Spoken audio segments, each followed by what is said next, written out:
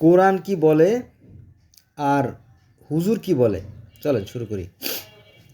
পবিত্র কোরআন শরীফে সৃষ্টিকর্তা যিনি আল্লাহ, তিনি বলতেছেন, কি বলতেছেন শোনেন। আল্লাহ বলতেছেন যে আমি প্রত্যেক জাতির মধ্যে রাসূল প্রেরণ করেছি। প্রত্যেক জাতির মধ্যে রাসূল প্রেরণ করেছি।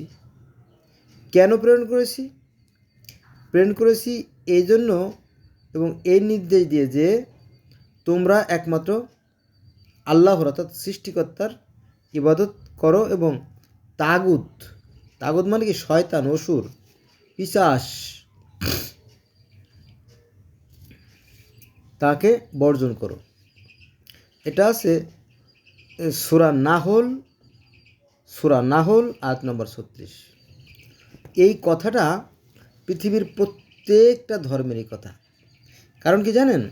পৃথিবীর প্রত্যেকটা ধর্মে একজন মাত্র সৃষ্টিকর্তার কথা বলা হয়েছে এবং প্রত্যেকটা ধর্মই সত্য, সুন্দর, কল্যাণ, ন্যায় আর আদর্শের কথা বলা হয়েছে।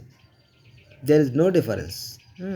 কিন্তু এই ধর্ম ব্যবসায়ীরা এই জিনিসটা মানতে রাজি না, বলে না না, অতীতের সমস্ত